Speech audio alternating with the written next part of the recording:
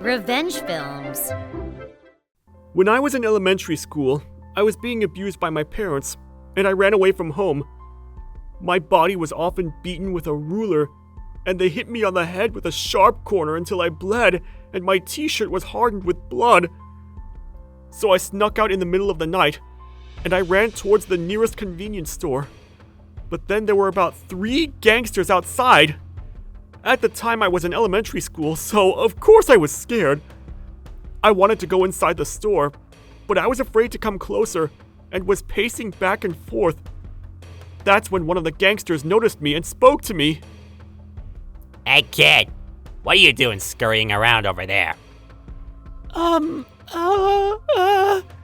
When they spoke to me, I panicked even more, and I thought about retracing my steps and running away. But then, perhaps because of his own experience, or maybe because he saw the state of my clothes, he said, Did you run away from home? Have you eaten anything? I was so scared that I'd forgotten how to speak, but I shook my head side to side. Come here, I'll buy you something to eat. The gangster turned his back to me and walked towards the store. That could have been my opportunity to run away, but I hadn't eaten anything since the morning, and I was starving. The reason I came to the convenience store was to buy some bread with a change I had desperately picked up from the streets. As if to be led by my stomach, I went inside the store. Hey kid, is there anything you don't like? No? Ah, well good on you. It ain't no good to be a picky eater. He said, as he got me a sandwich, a rice ball, and also some warm fried chicken. All kinds of things. When we got outside of the store, Here, eat this. he said, as he handed me the bag. I couldn't remember the last time I had a proper meal, and the moment I opened the bag, I scarfed down the food. One of the other gangsters handed me some water. Nobody's gonna take it from you! Slow down! Just a moment ago, I was so scared of them, but the gangsters started to look extremely kind to me. That Scar, did your mom and pop do that to you? Yeah. I see. Looks like they got you pretty bad. The gangster asked me my name and where I lived, and he patiently listened silently as I told him what my everyday life was like. When I was done eating, he said, Kid, you wanna go home? I don't want to go home. I'm just gonna get hit again if I do. Alright. Well, then we'll come with you to the police, and I'm sure they'll take you to child services from there. After that, there ain't much we can do for you. But if your folks ever hit you again, you know where to find us. Right here. He said as he patted me on the head. After that, they put me on the back of a cool motorcycle and took me to the nearest police station. Surprisingly, the police seemed to know their faces. Oh, you. Don't tell me you guys were messing around town again. I'll listen to your lecture next time. More importantly, look at this kid. And you are? Apparently, his folks are doing some pretty terrible things to him. We were at the convenience store when he came running over by himself. He looks like he hadn't eaten in days, so we gave him some food. We'll leave the rest to you. The policeman looked me up and down. I see, you poor thing. All right, I'll take it from here. You guys be careful and don't hang around too much either. We know. See ya, little kid. They waved at me and the policeman as they went home. I was worried about what would happen to me. I thought they would take me right back to my parents' place, but instead, I was taken to a child services center. From there, things moved fast, and in the end, I was separated from my parents and taken to a care center. That center was pretty far from my hometown, and I wanted to see those gangsters again and thank them, but I wasn't able to in the end. 7 years later, I went back to my hometown for the first time since then. I was 18 years old. The town had changed a little bit, and as I was walking around, I went back to that convenience store from 7 years ago. Much to my surprise, 7 years later, that gangster was there. I thought maybe I was just seeing things, but no matter how you looked at it, it was the same gangster. He was wearing what looked like a civil engineering uniform and smoking a cigarette. But his face was the same, and I felt like I had caught up to their age this time. It was so nostalgic that I couldn't help myself. Excuse me? Huh? Who the hell are you? 7 years ago, you treated me to some fried chicken and rice here. Don't you remember? He stared hard at me for a few months, and then... Oh, you're that little kid from that time. You gotten huge. The moment he remembered, he started slapping me on the back. You're alive! What happened to you after all that? Even though we helped you, you didn't contact me once. You have no courtesy?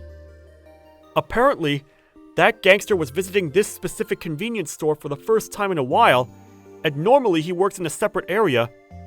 After that, I went to a pub with that gangster. I ordered a Coke, and I told him how I was put in a care center, and when I got out, how I also became a little bit of a gangster myself. I see. So you went to that center. Actually, that's the same center that I used to be in. I grew up in a similar environment to yours. That's why I wanted to be able to do something for you. That's why I took you to the police station that day. The officers at that station knew me since I was always causing trouble. Oh, but just so you know, I stopped doing that long before I met you. That's why I thought I could trust that officer.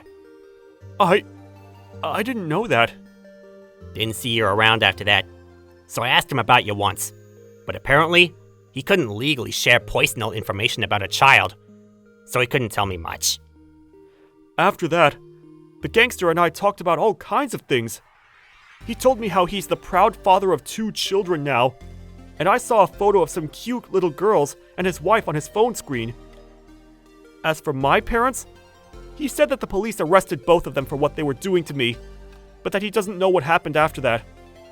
But according to the gangster, since it was such a small town, word spread quickly that I was taken in by the police and sent to a care center, and they were despised by the whole town for abusing such a small child. But then, I was so little that there was nothing I could do, but I was glad to hear that karma came down on both of them. So, you gonna come back to this town? Nope. I started to become a gangster at one point, but somewhere in between, I had a burst of motivation, and I actually got accepted into college. So I'm gonna go to college in a different state. I really just happened to come by here on a whim today. I was just walking around town and ended up at that convenience store. I surprised myself. Don't really want to talk about fate in the circumstances, but that really does sound like a strange twist of fate, that we'd run into each other like this. I think so too. Oh yeah, at that time you were just a little kid, so you didn't have a cell phone or nothing. But you must have one now, right? Let's exchange numbers. Oh yeah. The gangster and I got each other's contact info, and ended up talking late into the night. Eventually, the gangster got drunk and started talking about how much he loves his wife, and even though it was a lot to handle, it was a really good time. To the point where I could say, it was the most fun I ever had in my life. The gangster had gotten older, but hadn't changed at all since then. Come on, you need to eat more. You can't survive like that. He said as he piled on fried chicken and grilled chicken onto my plate. It reminded me of that day, 7 years ago, and I was overwhelmed with nostalgia.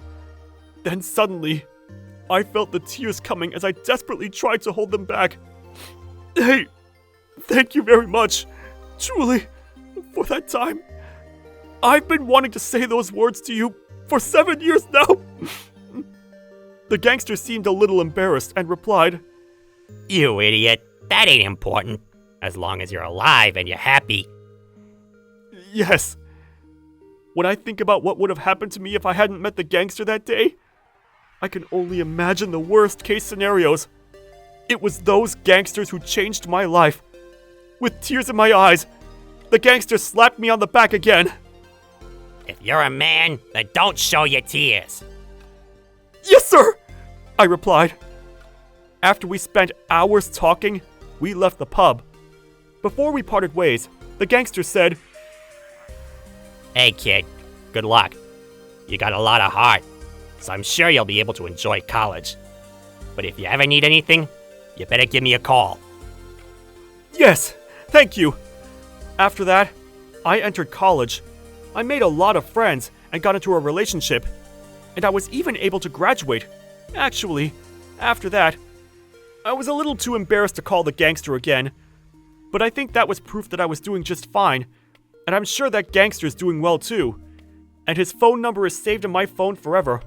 Almost like a lucky charm. Under the name Gangster. How was today's video? If you enjoyed it, please subscribe, like, and leave a comment. Stay tuned for more.